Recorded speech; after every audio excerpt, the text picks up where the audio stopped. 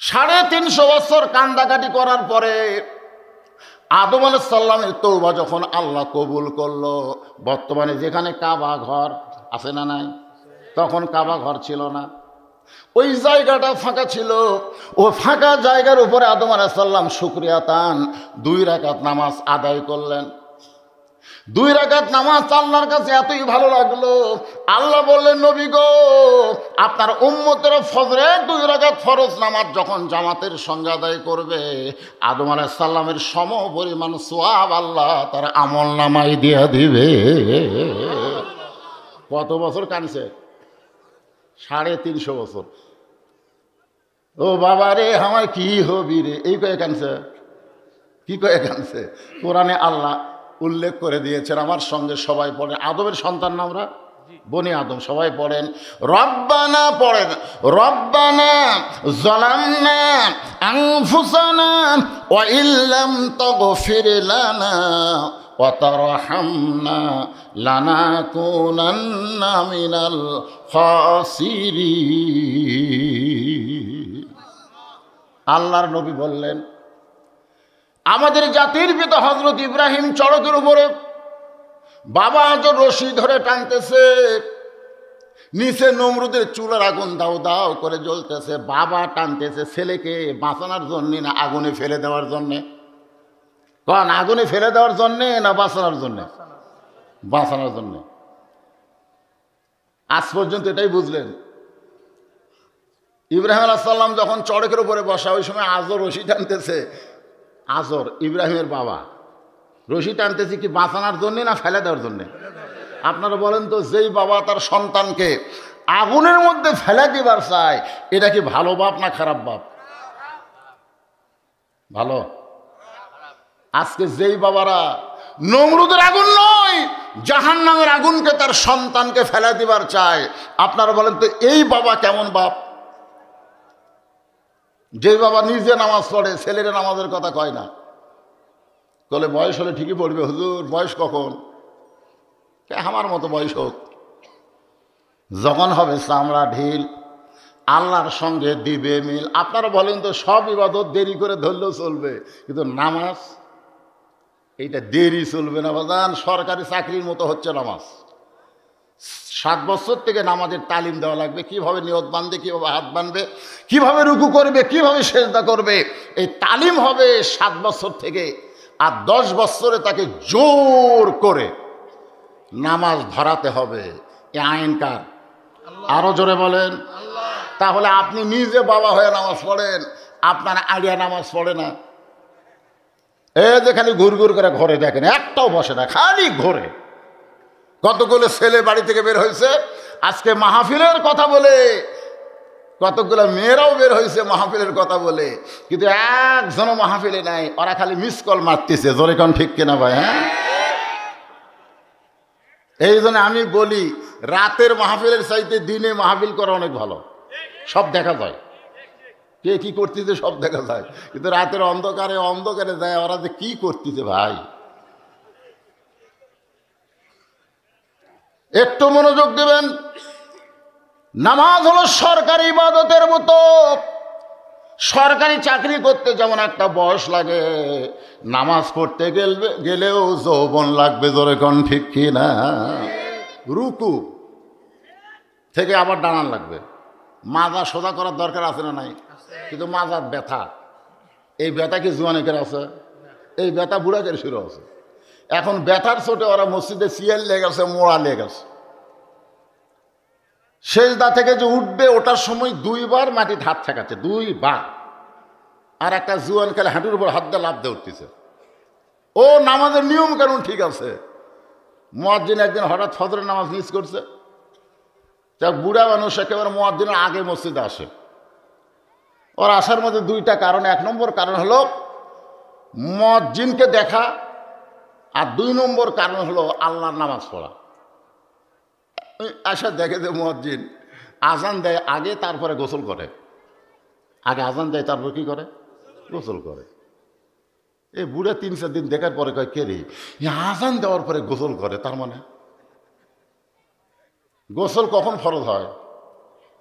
কথা কয় না। শরীর যখন নাপাক হয় তখন গোসল। আগে নাপাক হয়ে আজান দিল, তারপরে পাক হয়ে মসজিদে আসলো। এটা দেখার পরে মসজিদ কমিটিকে বলছে, হয় এই মসজিদ আর চলবে না। বলে কেন চলবে না? আগে আজান দেয় তারপরে গোসল করে। মসজিদ কমিটি মসজিদকে ধরে বলতেছে, মসজিদ আসলে খবর কি? তাই বলে হ্যাঁ তাই। তো তাকে আজান দিয়ে ফজরের তারপরে গোসল করে কেন? বলে তোমরা যে বেতন আমাকে দাও, এই বেতন দিয়ে আমার সংসার চলে না। আমি রাত্রেবেলা কুলিগিরি করি, চাতালের বস্তা বস্তা ধান আমি গোডাউনে তুলি, গোটা শরীর আমার মাখা যায়, কিন্তু এই শালা বুড়ার অত্যাচারে আমার সময় মতো আজান না দিলে তো মসজিদে থাকবে না। এই জন্য আগে আজান দিয়ে তারপরে গোসল করি। আগে গোসল করবার গেলে 2 মিনিট পরে যদি আজান দেয় আমার চাকরি শেষ। সমস্ত মুসলিমরা কাঁদতেছে। আজকে মসজিদের অধিকাংশ মুয়াজ্জিন এইভাবে কষ্টে আছে। জোরে কোন কথা ঠিক কি না? আজকে আমি আপনাদের সামনে আলোচনা করব মসজিদের উন্নয়ন আসলে কি। মসজিদের উন্নয়ন আসলে কি? মসজিদ ঘরকে দোতলা করা, 3 তলা করা, টাইলস ফাইলস দিয়ে সাজানো, এটাই কি মসজিদের উন্নয়ন? এই আসল উদ্দেশ্যটা কি? মসজিদ নির্মাণের পরে রাসূল কি চেয়েছিলেন, আমরা কি চাচ্ছি, এটাকে সামনে নিয়ে আলোচনা হবে। অন্য সাইডে যাওয়ার কোনো সুযোগ নাই। অনেকে অনেক চিন্তা করতে যে হুজুর না জানি আবার কি কয়। তো যাই হোক, আমি যে আয়াতে কারিমা তেলাওয়াত করেছি, গোটা আয়াত না, আয়াতের একটা অংশ। আল্লাহ বলতেছেন, কুল বলুন, ইন্না সালাতি ওয়া নুসুখি ওয়া মাহইয়ায়া ওয়া মামাতি লিল্লাহি রাব্বিল আলামিন। এখানে 4টা কথা আছে। জোরে কোন কয়টা? 1 নম্বর হলো নামাজ, সালাত। সালাত মানে কি? নামাজ। আমরা নামাজই করলে বুঝি ভালো। আসলে কোরআন হাদিসের কোনো জায়গায় নামাজ শব্দ নাই। আমার এলাকার এক ভণ্ড কইছে, তুই যে এত নামাজ পড়িস, এগুলো তো কোরআন হাদিসে নাই। ও মূর্খ মানুষ, বুঝতে পারেনি। আমরা এসে কই, হুজুর কোরআনে নাকি হাদিসে নাকি নামাজের কথা নাই। আমি বললাম, নাই ভাই। তাহলে খামাখা কি? আগে করো রে মন আখেরের কাজ, ধ্যান যোগে হয় দিলের নামাজ। ও তোমার পাঞ্জি গানা, নামাজ পড়া লাগবে না। ওরে শরীয়তের মৌলানা, চোখ 2টা করলা কানা। কোরআন হলো 90 পারা, তোমরা খোঁজা দেখলা না। আপনাদের শেরুয়া বর্তলার আশেপাশে এরকম ভণ্ড আছে না নাই? ধরে কেন আছে না? কারণ শেরপুরে তো আমি অনেক ওয়াজ করছি। আপনাকে হাঁড়ির খবর পর্যন্ত আল্লাহ আমাকে জানার তৌফিক দিয়েছে। দীর্ঘ 10 বছর একটানা শেরপুর জেলা ওয়াজ করেছি। আমার চাইতে বেশি ওয়াজ কোনো বক্তা করেনি, ঠিক কিনা বলেন? কিন্তু যাই হোক, কিছুদিন ওয়াজটা বন্ধ ছিল, এবার আবার খুলে গেছে, আলহামদুলিল্লাহ।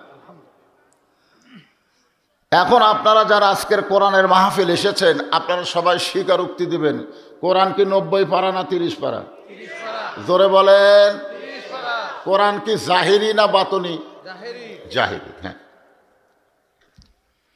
এখানে 4টা বিষয়ের মধ্যে 1 নম্বর বলা হয়েছে নামাজ। যার নামাজ নাই তাই কুরবানি দিতে পারবে না। আর যে নামাজ কুরবানি করবে না, সে আল্লাহর জন্যে না, সে শয়তানের জন্যে। ধরে কোন কার জন্যে? খুব খেয়াল করবেন। এখানে বলা হচ্ছে হায়াতি ও মামাতি লিল্লাহি রব্বিল আলামিন। আমার জীবন, আমার মৃত্যু কার জন্যে? যারা বলতেছেন না অন্য কারোর জন্য মরবেন নাকি, জবান খুলে বলেন, বাঁচবো কার জন্যে, মরবো কার জন্যে?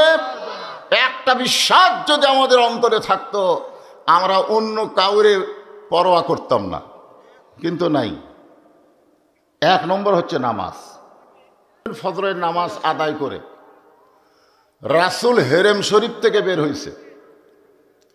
হেরেমের সবচাইতে নিকটবর্তী যার বাড়ি, তার নাম হলো আবু জেহেল। তার নাম কি? আসলে আবু জেহেলের ভাগ্যটা খুবই ভালো। আমি ওর বাড়িতে পায়খানা করতে করতে চিন্তা করলাম যে আসলে তোর বাড়িটা খুব ভালো রে, তোর ভাগ্যটাও ভালো। কারণ আবু জেহেলের বাড়ি থেকে পশ্চিম দিকে 200 মিটার, 500 মিটার, 200 মিটার দূরে হচ্ছে কাবা ঘর। আর পূর্ব দিকে 150 মিটার দূরে হচ্ছে আল্লাহর নবীর বাড়ি। তাহলে পশ্চিমে হচ্ছে লা ইলাহা ইল্লাল্লাহ, আর পূর্ব দিকে হচ্ছে মুহাম্মাদুর রাসূলুল্লাহ, মাঝখানে আবু জেহেল। এরপরও আবু জেহেল এক ওয়াক্ত নামাজ পড়েনি। আজকে আপনাদের মসজিদের পাশে হয়তো কারো বাড়ি আছে, মসজিদে আজান হয়, আকামত হয়, ওই বাড়িওয়ালা মসজিদে আসে না, এরকম আছে না নাই? ওই কিন্তু আবু জেহেলই খালাতো ভাই। আজান শোনে, আকামত শোনে, অথচ মসজিদের মধ্যে ঢোকে না। আবু জেহেল আল্লাহর নবীর দিকে তাকায় মুস্কি মুস্কি হেসে বলতেছে, বাজান, সন্ধ্যার সময় তোমাকে দেখলাম তুমি সুন্দর। আবু জেহেল নবীকে বলতেছে, সন্ধ্যার সময় দেখলাম তুমি সুন্দর, কিন্তু সকালবেলায় দেখতেছি তুমি অতীব সুন্দর। মানে সন্ধ্যার সময় দেখছি সুন্দর, কিন্তু সকালবেলায় দেখতেছি তুমি খুবই সুন্দর। এর মধ্যে কারণ কি? আল্লাহর নবী চমকে উঠলেন। নবী চমকে উঠে বললেন, চাচা, সন্ধ্যার সময় আপনি আমাকে আসল রূপে দেখেন নাই, আপনি শুধু আমারে দেখেছেন, কিন্তু সকালবেলায় দেখতেছেন, এই দেখাটাই হলো আমার আসল রূপ। জোরে কোন সুবহানাল্লাহ। এখন বলেন রাসূলের আসল রূপে কেমন সুন্দর? 400 রজগ্রহ তারা, তারি নূরের ইশারা, নইলে যে অন্ধকারে ডুবিত এই ধরনী। সবাই বলেন, কত গান জীবনে গাইলেন, নবীর নামে একটা গান গান তো সবাই বলেন, নবী মোর পরশমণি, নবী মোর সোনার খনি, নবী নাম ভাবে যেজন সেই তো দোজা হানের ধ্বনি। সে নামে মধু মাখা, সে নামে জাদু আঁকা, সে নামে মধু মাখা, সে নামে জাদু আঁকা, সে নামে মজনু হলো, সে নামে মজনু হলো মওলায় আমার কাদের গনি। সবাই বলেন, নবী মোর পরশমণি, নবী নাম ভাবে যেজন সেই তো দোজা হানের ধ্বনি। আল্লাহ রাসূল বলে, চাচা, আমাকে সকালবেলা সুন্দর দেখার কারণ হলো আজকে রাত্রেবেলা আমি যখন ঘুমাইছিলাম, তখন ফেরেশতা জিবরাইল আমাকে ঘুম থেকে চেতন করে বোরাকের পিঠে করে বাইতুল মুকাদ্দাস, কি যে বাইতুল মুকাদ্দাস নিয়ে আমার জামাই ওয়াজ করলো। আপনারা মোটামুটি গরম হয়ে গেছিলেন, তাই না? ওয়াজ যখন থামে গেল, যে তাকবীর মারলেন, সুবহানাল্লাযী আসরা বিআবদিহি লাইলাম মিনাল মাসজিদিল হারাম ইলাল মাসজিদিল আকসা। তাহলে বাইতুল মুকাদ্দাসের কথা কোরআনে আছে না নাই? যাকে বলা হয় বাইতুল আকসা। সেই বাইতুল মুকাদ্দাসের ভিতরে গিয়ে আমি 2 রাকাত নামাজ পড়ালাম। নবী আবু জেহেলকে বলতেছে, কয় রাকাত? 2 রাকাত নামাজ পড়ানোর পরে আল্লাহ পাক আমাকে 7 আসমান পাড়ি দিয়ে আল্লাহর আরশে নিয়ে গেল। আল্লাহর সঙ্গে আমার অনেক কিছু গল্প হলো। আমি জান্নাত দেখলাম, জাহান্নাম দেখলাম। আল্লাহ তাআলা আমাকে 5 ওয়াক্ত নামাজ দিল। কয় ওয়াক্ত? আমি ফজরের নামাজ আদায় করে আপনার সাথে দেখা করলাম। হয়তো এই কারণেই আমার চেহারাটা আপনাকে অতীব সুন্দর লাগছে। মানুষ যদিও কালো হয়, সে ব্যক্তি যদি 5 ওয়াক্ত নামাজ পড়ে, তার চেহারার মধ্যে একটা আলাদা নূর, আলাদা একটা সৌন্দর্য থাকে। জোরে কোন কথা ঠিক কিনা ভাইজান? দেখবেন অজু করার কারণে 5 বার তো মুখ ধোয়া লাগতেছে, একবার অজু করতে 3 বার করে, কয়বার করে চেহারা ধোয়া লাগতেছে। তাহলে 5 ওয়াক্ত নামাজে কমপক্ষে 15 বার আপনি চেহারাটা ধুয়ে ফেলতেছেন। এখন শীতের দিনে মানুষ আসর দিয়ে এসা পড়ে, জোরে কোন ঠিক কিনা? এই শীতের দিনে আমিও বেশি অজু করি না, আসর পরে আসর আগে অজু করি, ওই অজু দিয়েই মাগরিব এশা আদায় করার চেষ্টা করি, বারবার ঠান্ডা পানি। তাহলেও তো মুখ ধোয়া লাগে, যেরকম ঠিক কিনা? আবু জেহেল আল্লাহর নবীর দিকে তাকায় বলে, পাগল পাগল। নবী কয় কি? আবু জেহেল বলতেছে, তোর আল্লাহ তোরে 5 ওয়াক্ত নামাজ দিল না কয় ওয়াক্ত দিল? তুই আসমানে গেলি, জান্নাতে গেলি না জাহান্নামে গেলি, এইটা আমার বিষয় না। মক্কা থেকে বাইতুল মুকাদ্দাসে যাইতে লাগে 30 দিন, আসতে লাগে 30 দিন। যাইতে কয় দিন? আসতে 30 দিন। আমি দুইবার বাইতুল মুকাদ্দাসে গেছি, আর তুই আজকে রাত্রিবেলা বাইতুল মুকাদ্দাসে 2 রাকাত নামাজ পড়ালি? এই গাঁজাখুরি গল্প। এই কথা বলে আবু জেহেল নবীর কাছ থেকে দৌড় মারতেছে। আল্লাহ রাসূল বলে, চাচা আপনি দৌড় মারতেছেন কেন?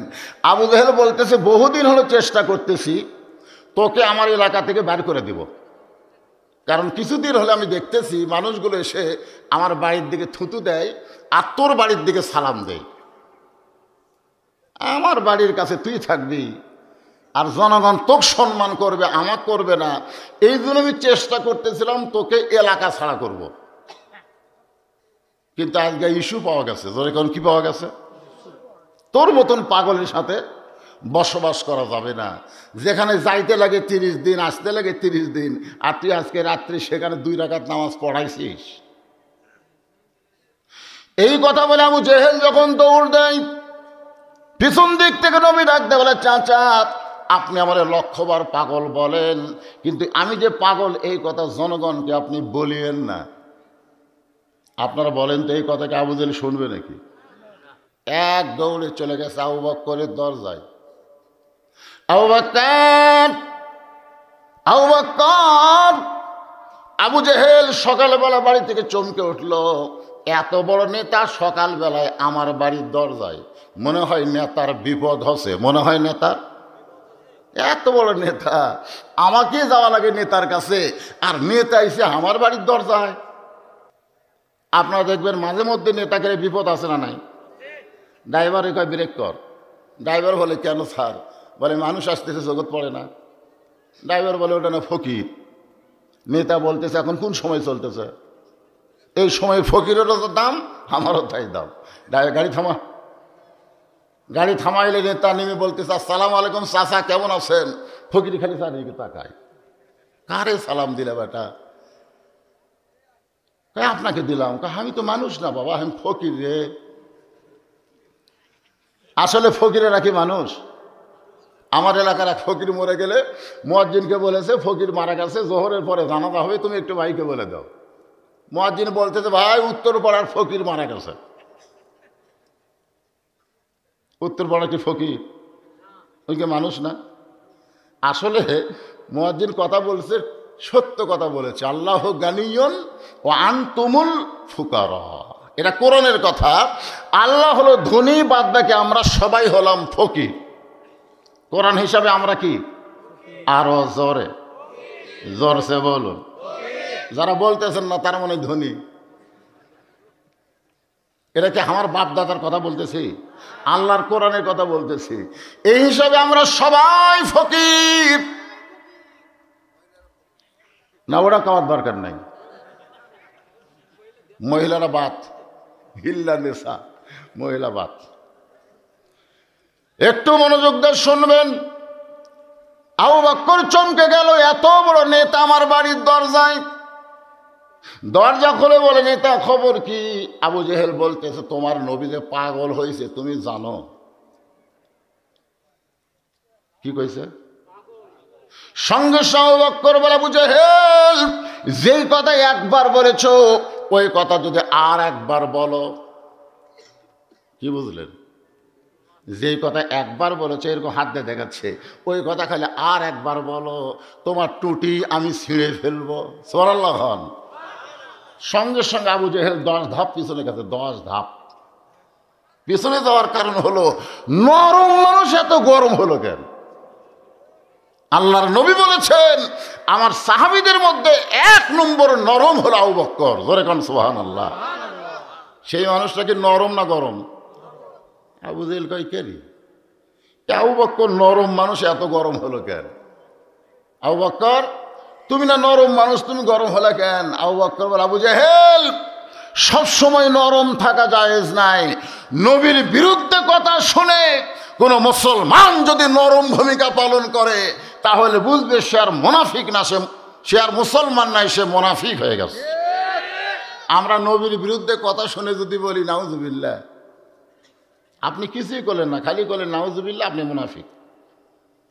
আজকে আমাদের বাংলাদেশে মুখে মুখে নবীর বিরুদ্ধে না বললেও লিখনের মাধ্যমে বই পুস্তকে নবীর বিরুদ্ধে সমালোচনা হচ্ছে। জোরে কোন কথা ঠিক না? লা ইউমিনু আহাদুকুম হাত্তা আকুনা আহাব্বা ইলাইহি মিন নাফসিহি। আল্লাহ রাসূল বলেছেন, তোমার জীবনের চাইতে আমি নবীকে যদি বেশি মহব্বত না করো তুমি মুমিন হতে পারবা না। আমরা যদি প্রকৃত মুমিন হতে চাই আমার জীবনের চাইতে রাসূলকে বেশি মহব্বত করতে হবে। দরকার হলে জীবন দেব, নবীর বিরুদ্ধে একটা কথা বাংলার জমিনে উচ্চারণ করতে দিব না। এই ঈমানি শক্তি যাদের আছে দুই হাত তোলে, আল্লাহর একটু দেখান তো দেখি। লিল্লাহ, হাত নামান।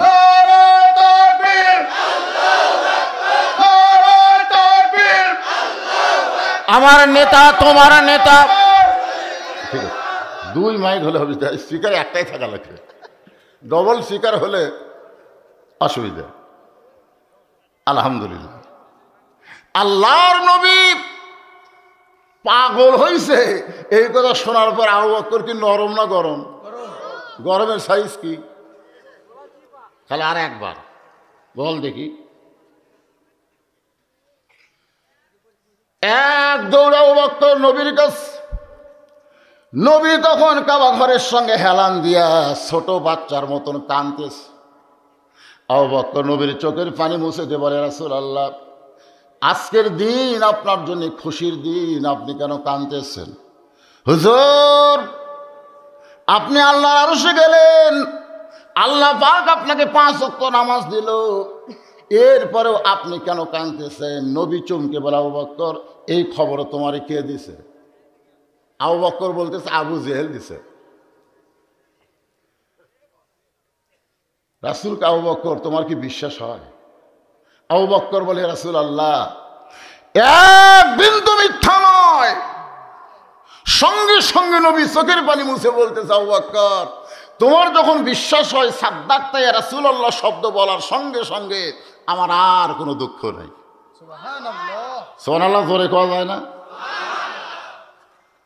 এমন সময় আস্তে আস্তে সাহাবীরা নবীকে ঘিরে ধরল। সমস্ত সাহাবীরা বলতেছে, ইয়া রাসূলুল্লাহ, আজকে রাত্রেবেলায় আপনি নাকি আল্লাহর আরশে গেছিলেন, আল্লাহ পাকের সঙ্গে নাকি আপনার মেরাজ হলো, আল্লাহ পাক আপনাকে 5 ওয়াক্ত নামাজ দিল। ইন্না সলাতি ওয়া নুসুকি ওয়া মাহইয়ায়া ওয়া মামাতি লিল্লাহি রাব্বিল। আবার একটা সূরা আছে, ছোট্ট সূরা, দেখেন, ইন্না আ'তাইনাকাল কাউসার ফাসাল্লি লিরাব্বিকা ওয়ানহার ইন্না শানিআকা হুয়াল আবতার। এর নাম কি? সূরা কাউসার। কেউ যদি কাউসারের পানি পান করতে চাও তাকে 2টা আমল করা লাগবে। 1 নম্বর আমল হচ্ছে আল্লাহর নামাজ, আর 2 নম্বর আমল হলো কুরবানি। ওই আয়াতের মধ্যে কাউসার উল্লেখ নাই, কিন্তু নামাজ আর কুরবানির কথা আছে। আর এই সূরার মধ্যে কাউসারের পানি যদি পান করতে চান, হাসর হবে তামার সানি, উম্মত বলবেন পানি পানি, সেই কঠিন দিনে নবী বিনে পানি দেওয়ার সাধ্য কারো নাই, সেই পানির পিয়ালা হলো কাউসারের পিয়ালা। ইমাম গাজ্জালি বলেছেন, 1 পেয়ালা হাউজে কাউসারের 1 পেয়ালা পানি খেয়ে কেউ যদি জাহান্নামেও যায়, আল্লাহ জাহান্নামকে জান্নাত বানায় দেবে। এখন বলেন, হাউজে কাউসারের পানির পাওয়ার আছে না নাই? কিন্তু এই পানি সবাই পাবে না। যারা নামাজ পড়েনি, এশা পড়েনি, মাগরিব পড়েনি, ফজরও পড়বি না, এদের খালি ওয়াজ শোনা হবে, কিন্তু পানি পাবি না। এখন কাউসারের পানিকে আমরা পান করতে চাই, জোরে কান পান কি করতে চাই, তাহলে নামাজ ছাড়া কোনো গতি। এই জন্য নামাজ একটু মনোযোগ দিয়ে শুনবেন। সমস্ত সাহাবীরা বললেন, ইয়া রাসূলুল্লাহ, 5 ওয়াক্ত। 5 ওয়াক্ত মানে কি? সময়। ওয়াক্ত মানে সময়। 24 ঘন্টার মধ্যে 5টা সময় আল্লাহর খুব পছন্দ। 24 ঘন্টা, দিন রাত কয় ঘন্টা? 24 ঘন্টার মধ্যে সব সময় আল্লাহর পছন্দ না, 5টা সময় আল্লাহর খুব পছন্দ। এই পছন্দনীয় সময়ে 5টা নামাজ আল্লাহ আমাদেরকে দান করেছে। সুবহানাল্লাহ। 1 নম্বর যেটা খুব কঠিন, এখন শীতের দিনে যে নামাজের আজানে মুয়াজ্জিন বলে আসসালাতু খায়রুম মিনান নাওম। আল্লাহর নবী বললেন, সাহাবীরা রে, এই ফজরের নামাজ যখন আল্লাহ আমাকে দেয়, ফজরের ফরজ হলো 2 রাকাত। আমি বললাম, মাবুদ, আমার উম্মতেরা এই ফজরের নামাজ যখন আদায় করবে, আল্লাহ বললেন শুধু আদায় করলে হবে না, জামাতের সঙ্গে আদায় করা লাগবে। ফজরের নামাজ কেউ যদি বাড়িতে আদায় করে, জামাত আদায় করে না, রাসূল বলেছেন ওই ব্যক্তির মৃত্যু হবে মুনাফিকের মৃত্যু। নামাজ পড়ার পরেও লোকটা মুনাফিক হয়ে যাবে। তাহলে ফজরের নামাজ কোথায় পড়বেন? জোরে কান, কোথায় পড়বেন? না পড়বেন না? অথচ আল্লাহর নবী বলেছেন, বেলাল তুমি আমার কাছে আসো। বেলাল যখন নবীর কাছে যায়, নবী বললেন, বেলাল তুমি তো আমার চাইতে আধ হাত খাটো। বেলাল বলে, হুজুর আপনি হলেন ইমাম, আমি হলাম মুয়াজ্জিন। আপনি লম্বা হয় ভালো, আমি খাটো হয় ভালো। আল্লাহ রাসূল বলে, বেলাল দুনিয়াতে তুমি আমার চাইতে আধ হাত খাটো হলে কি হবে? হাসরের ময়দানে আল্লাহ তাআলা আমার চাইতেও তোমাকে 1 হাত লম্বা করে দিবে।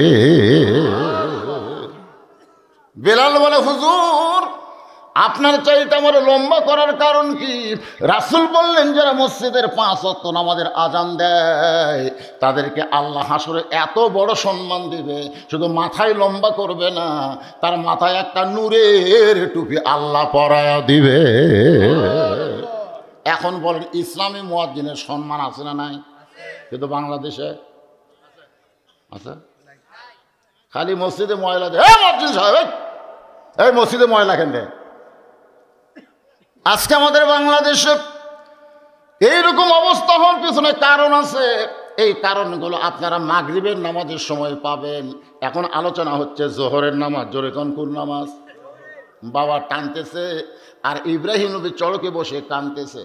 ফেরেশতা জিবরাইল এসে বলতেছে, ওগো আল্লাহর নবী, নিচে আগুন জ্বলা থেকে আপনি কাঁদতেছেন, আপনি কাঁদতেছেন। আপনি যদি চান, আল্লাহ আমাকে 600 পাকা দিছে, একটা পাখার বাতাস দিব, আগুনের চুলা সাগরে গিয়ে নিভে যাবে। ইব্রাহিম বলে, জিবরাইল তুই যে কথা বললি তওবা কর। জিবরাইল বলে, তওবা কেন? তুই যে বললি আপনি যদি চান, তুই বলতো আমি তোর কাছে চাবো না আল্লাহর কাছে চাবো? আমার ঈমান বলতেছে নমরুদ আগুনের চুলা জ্বালাবার পারে, কিন্তু পোড়ানোর ক্ষমতা কার হাতে? তাহলে সকলে বলেন, হাসবি আল্লাহু নিমাল ওয়াকিল অনিমাল মওলা অনিমান নাসির। আগুনের চুলার মধ্যে পড়ে গেল, আগুন শান্তির বাগান হয়ে গেল। আগুনকে যখন শান্তির বাগান পাই, ইব্রাহিম নবী শুকরিয়া তান 4 রাকাত নামাজ আদায় করে। আল্লাহ বলে, হাবিব ওই আগুনের চুলার মধ্যে শান্তির বাগান পাইয়া ইব্রাহিম নবী যে 4 রাকাত নামাজ পড়েছে, ওই 4 রাকাত নামাজ আমি আল্লাহ যত্ন করে রাইখা দিয়েছি। আজকে আপনার উম্মতের জন্যে আমি জোহরের 4 রাকাত ফরজ করে দিলাম। আপনার উম্মতেরা জোহরের 4 রাকাত ফরজ নামাজ যখন জামাতের সঙ্গে আদায় করবে, ইব্রাহিম নবীর সমপরিমাণ সওয়াব আমি আল্লাহ দান করে দিব। নবী বললেন, সাহাবীরা রে, আসরের 4 রাকাত ফরজ নামাজ আল্লাহ যখন আমার দান করতেছে, দিয়ে বলে, আল্লাহ এই আসরের 4 রাকাত ফরজ আদায় করলে আমি আপনার উম্মতের প্রতি কেমন খুশি হব, আপনি কি শুনবেন না? নবী বলে, আল্লাহ আমি আমার জন্যে না, আমি হলাম আমার উম্মতের জন্যে। সুবহানাল্লাহ। আপনি আমার ব্যাপারে শত খুশির কথা বলেন, আমি খুশি হব না, কিন্তু আমার উম্মতের ব্যাপারে আপনি খুশির কথা বলেন, আমার কলিজা খুশি হয়ে যাবে। এখন বলেন, নবী কার জন্যে? একবার হযরত বেলাল বললেন, ইয়া রাসূলুল্লাহ আমি মরে গেলে কবরে আমাকে 3টা প্রশ্ন করবে। জোরে কোন কয়টা? আর আপনি কবরে গেলে কয়টা করবে? তা আল্লাহ রাসূল বলতেছে, বেলাল তোমার কি মনে হয়? বেলাল বলে, হুজুর আমার মনে হয় আপনার একটা কম করবে। তা আল্লাহ বলে, কোনটা কম করবে? নবী বলতেছে কোনটা কম করবে? বেলাল বলতেছে, হুজুর আপনাকে প্রশ্ন করবে মান রব্বুকা ওমা দীনুকা। এই দুই প্রশ্ন মুনকির নাকির আপনাকে করবে, কিন্তু অমান নাবিউকা। নবী কানলেন আর বললেন, বেলাল রে, তোমাদের ভাগ্য এত ভালো, তোমাকে নবী আছে, আর আমার ভাগ্য কত খারাপ রে, আমার কোনো নবী নাই রে। নিদানে আখেরাতে তরাইতে পলসিরাতে কান্ডারি হইয়া নবী। সবাই বলেন, নিদানে আখেরাতে তরাইতে পলসিরাতে কান্ডারি হইয়া নবী পার করিবেন সেই তরণী। সবাই বলেন, নবী মোর পরশমণি, নবী মোর সোনার খনি, নবী নাম ভাবে যেজন সেই তো দোজা হানের ধ্বনি। আল্লাহ বলেন, হাবিব রে, আসরের 4 রাকাত নামাজ আদায় করলে আপনার উম্মতের আমি আল্লাহ কেমন খুশি হব, তাহলে শোনেন। আপনার উপর যেই কোরআন আমি নাজিল করেছি, এই কোরআনের মধ্যে একটা নবীর নাম আল্লাহ সবচাইতে বেশিবার আলোচনা করেছে। আপনার বলেন তো সেই নবীর নাম কি? দেখেন, কোরআন কিন্তু আমাদের নবীর উপর আল্লাহ নাজিল করছে, কিন্তু আমাদের নবীর চাইতেও মুসা নবীর নাম আল্লাহ কোরআনে বেশি আলোচনা করছে। আপনারা আমার এই ওয়াজ শুনতেন। ওয়ানাউযু বিল্লাহি মিন শুরুরি আনফুসিনা ওয়া মিন সাইয়্যাতি আমালিনা মান ইয়াহদিয়াল্লাহু ফালা মুদিল্লা লাহু ওয়া মান ইউদ্লিলহু ফালা হাদিয়া লাহু। সকলে জবান খুলে বলেন, আশহাদু আল্লা ইলাহা ইল্লাল্লাহু ওয়াহদাহু লা শারীকা লাহু ওয়া আশহাদু আন্না মুহাম্মাদান আবদুহু ওয়া রাসূলুহু الذي أرسل رسوله بالحق بشيرا ونذيرا وداعيا إلى الله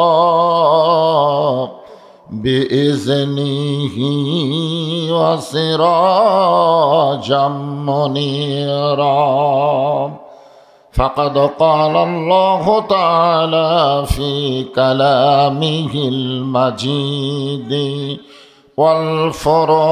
والفرقان الحميد। জবান খুলে সকলে পড়েন, আউযু বিল্লাহি মিনাশ শাইতানির রাজিম বিসমিল্লাহির রহমানির রহিম কুল ইন্না সালাতি ওয়া নুসুকি ওয়া মাহইয়ায়া ومماتي لله رب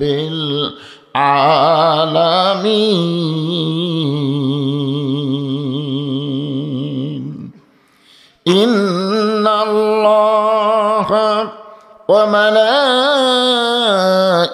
وملائكته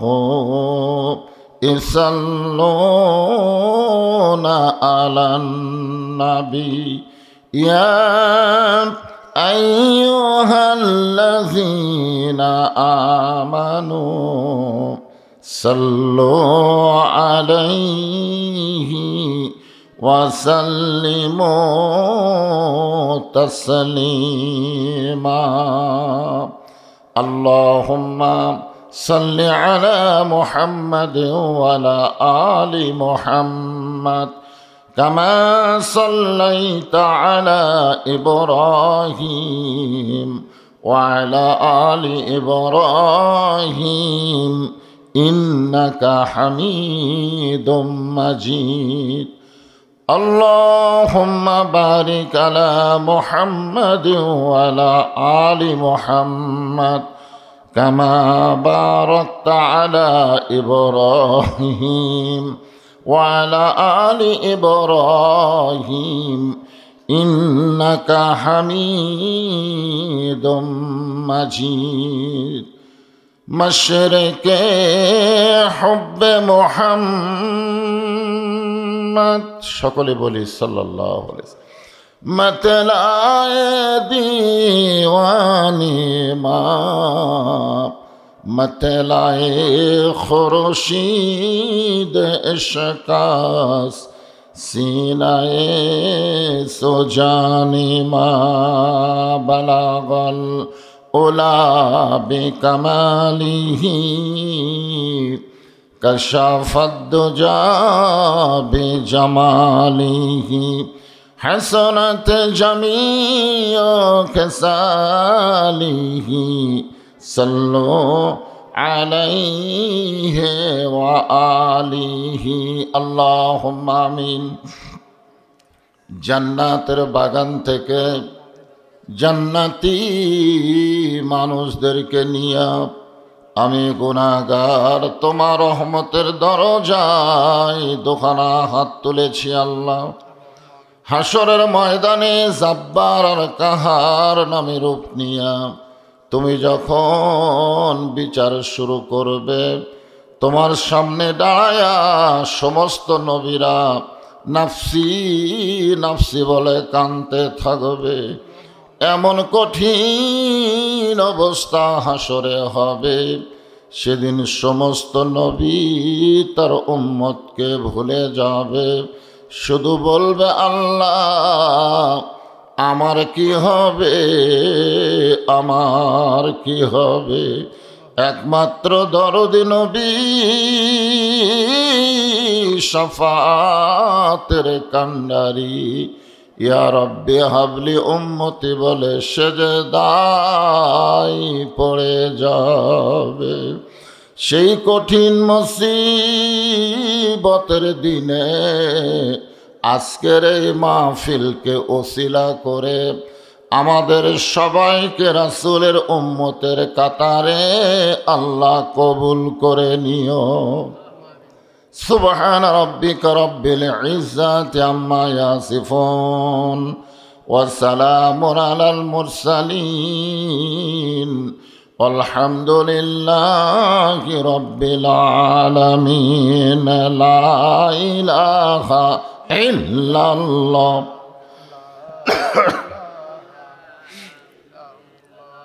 আপনারা অনেক মানুষ তো দাঁড়িয়ে আছেন, যারা বসে আছেন দাঁড়ানো মানুষকে বসতে দেওয়ার জন্য একটু সামনে জমে বসে জিকির করেন আর সামনের দিকে চাপেন। লা ইলাহা ইল্লাল্লাহ, লা ইলাহা ইল্লাল্লাহ। চাঁদ সূরজ আর গ্রহ তারা আল্লাহ নামের পাগল পারা। চাঁদ সূরজ আর গ্রহ তারা আল্লাহ নামের পাগল পারা। আমার আল্লাহ নামের এতই দয়া, আল্লাহ নামের এতই মায়া, লুকিয়ে রাখছেন হে আল্লাহ জোরে লা ইলাহা। সবাই একটু জবান খুলে জিকির করেন, শীত কমে যাবে। জবান খুলে লা ইলাহা ইল্লাল্লাহ।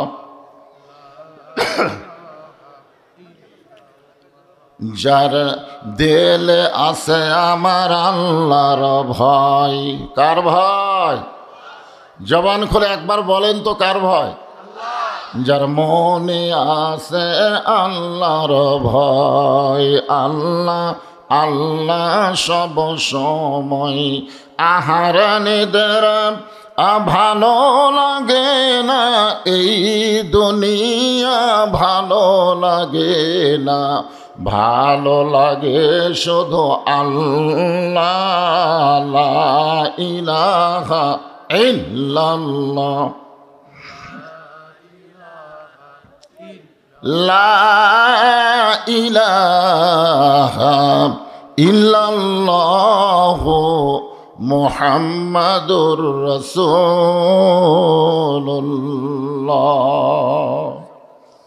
রাসূলের মহব্বতে জবান খুলে সমস্বরে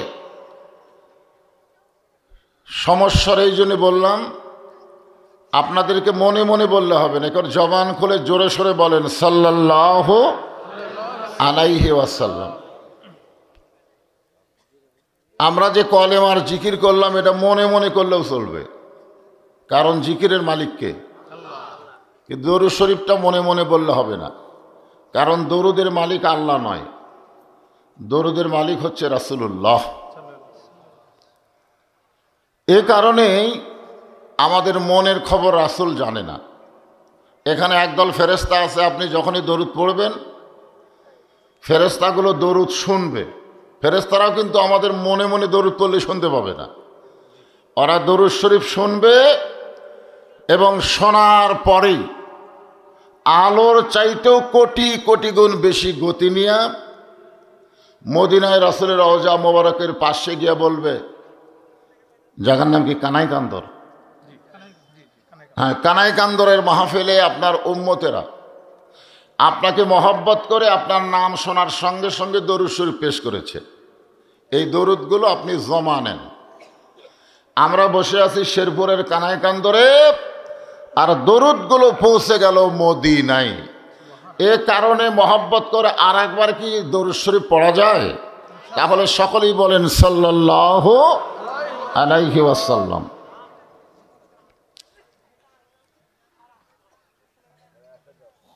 আসলে আপনারা যারা বসে আছেন চাপে চাপিয়ে আছেন, কিন্তু এই মিডিয়ার কারণে এই সাইডে কিছু লোক বসলে আমাকে দেখতে পারতেছেন, আবার এই সাইডেও একই অবস্থা, যার কারণে এই মাঝখানে চাপান যাবে কিন্তু দুই সাইডে চাপানো যাবে না। তো যাই হোক, যেনারা এখানে বসে আছেন দাঁড়িয়ে আছেন, ধৈর্য নিয়ে কিছুক্ষণ আপনারা এখানে থাকবেন। আজকের এই মাহফিলের সম্মানিত সভাপতি কাজী মৌলানা মোহাম্মদ আবুল কালাম আজাদ, ইউনিয়ন পরিষদের সম্মানিত চেয়ারম্যান, উনি আছেন? উনিও আসেন নাই। আজকের মাহফিলের সম্মানিত সহসভাপতি জনাব মোহাম্মদ ফেরদাউস জামান, উনি আছেন? মাশাআল্লাহ। আজকের এই মাহফিলের সম্মানিত প্রধান অতিথি জননেতা আলহাজ মোহাম্মদ মুজিবুর রহমান মজনু। আজকের এই মাহফিলের সম্মানিত বিশেষ অতিথিবৃন্দ, আমন্ত্রিত অতিথিবৃন্দ, সম্মানিত অতিথিবৃন্দ, সকলকেই অন্তরের অন্তঃস্থল থেকে আমি শুভেচ্ছা জ্ঞাপন করছি। সম্মানিত ওলামাই কেরাম, এ জাতির শ্রেষ্ঠ সন্তান হলো নায়েবে রাসূল, নায়েবে রাসূল। আল ওলামা ওয়ারাসাতুল আম্বিয়া, আলেমরা হচ্ছে নবীদের ওয়ারিস। বলেন সুবহানাল্লাহ। যে সমস্ত আলেম ওলামা আপনাদের মাঝে মাঝে বসে আছেন, মঞ্চে আছেন, মাগরিবের নামাজের পর থেকে এত রাত পর্যন্ত কোরআন হাদিসের আলোকে অত্যন্ত গুরুত্বপূর্ণ আলোচনা করে আপনাদেরকে শোনালেন, আলেম সহ আজকের মাহফিলের বক্তাগণকে অন্তরের অন্তঃস্থল থেকে আমি শুভেচ্ছা জ্ঞাপন করছি। এই মুহূর্তে আমার সামনে যারা বসে আছেন, জায়গা না পাওয়ার কারণে যারা দাঁড়িয়ে আছেন, বসা এবং দাঁড়ানো সবাইকে অন্তরের অন্তঃস্থল থেকে আমি শুভেচ্ছা জ্ঞাপন করছি। সম্মানিত মা বোনেরা, পর্দার অন্তরালে বসে বসে যারা আলোচনা শুনতেছেন তাদেরকেও শ্রদ্ধা জ্ঞাপন করে এই মুহূর্তে কেমন আছেন জানতে চাচ্ছি। সবাই বলি আলহামদুলিল্লাহ। জি আলহামদুলিল্লাহ, আলহামদুলিল্লাহ রব্বিল আলামিন, যে আল্লাহ শারীরিক সুস্থতা দান করে মানসিক প্রশান্তি লাভের জন্য আজকের এই কোরআন কারিমের মাহফিল আমাদেরকে কবুল করেছেন, আমরা সে আল্লাহর উপরে খুশি না বেজার?